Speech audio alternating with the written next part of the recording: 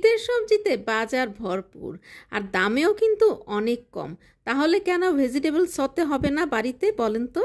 আমার প্রিয় ভিউয়ার্স, আসসালামু আলাইকুম। কেমন আছেন আপনারা সবাই? আশা করি মহান আল্লাহ তাআলার রহমতে আপনারা সবাই ভালো আছেন। আলহামদুলিল্লাহ আমিও ভালো আছি। তাই তো আপনাদের মাঝে ফিরে আসলাম চুমকি রান্নাঘর থেকে। আর চুমকি রান্নাঘর মানে তো আপনাদের রান্নাঘর। আর এই ভেজিটেবল সতে তৈরি করতে কিন্তু একদম কোনো রকম মশলারই প্রয়োজন হয় না। চলেন দেখে নেওয়া যাক কীভাবে তৈরি করেছি খুব সহজে।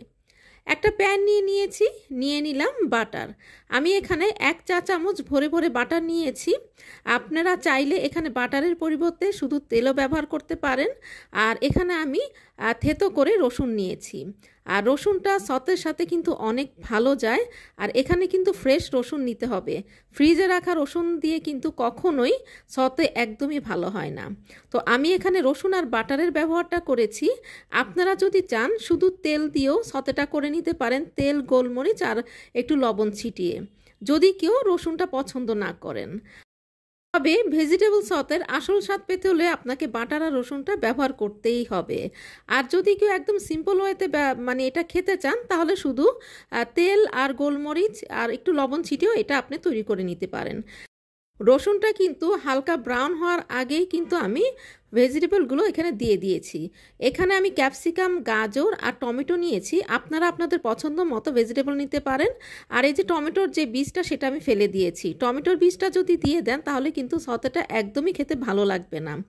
আর এখানে আপনারা চাইলে ফুলকপি, ব্রোকলি আপনার পছন্দ মতো যে কোনো ভেজিটেবল এখানে আপনি ব্যবহার করতে পারেন। ছড়িয়ে দিয়েছি আমি এখানে লবণ। তারপরে এটাকে খুব ভালো করে নেড়েচেড়ে নিব একদম মিডিয়াম হিটে। এটাকে কিন্তু লো হিটে মানে কুক করা যাবে না। এটা একটা কচকচে ভাব হবে, একটু সফট হবে, কিন্তু কচকচে ভাবটা অবশ্যই থাকতে হবে। আর কচকচে ভাব যদি না রেখে আপনি যদি একদমই সফট করে নেন তাহলে কিন্তু এটা সতে হবে না। এটা কিন্তু তাহলে একদম সবজি ভাজি হয়ে যাবে।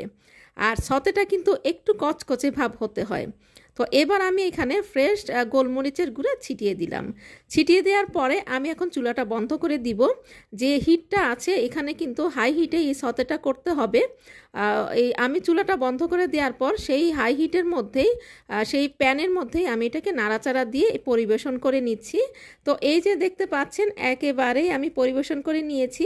আর ভেজিটেবলগুলো কিন্তু আমি আমার পছন্দ মতো করে কেটে নিয়েছি। সতে কিন্তু আপনারা চাইলে আরেকটু চিকন করে কেটে নিতে পারেন। তো আমার কাছে একটু এরকমই ভালো লাগে, এজন্য আমি একটু মোটা শেপে কেটে নিয়েছি। তো আজকে আশা করি আমার এই সহজ রেসিপিটা আপনাদের ভালো লেগেছে। আর ভালো লাগলে তো চুমকি রান্নাঘরের সার্থকতা। আর চুমকি রান্নাঘর মানে তো আপনাদের রান্নাঘর। তো মনের মাধুরী মিশিয়ে রান্না করবেন, নিজে খাবেন, প্রিয়জনকে খাওয়াবেন। সবাই ভালো থাকবেন, সুস্থ থাকবেন। আর ভেজিটেবল সতেটা অবশ্যই এই শীতে বেশি বেশি করে খাবেন। আল্লাহ হাফেজ।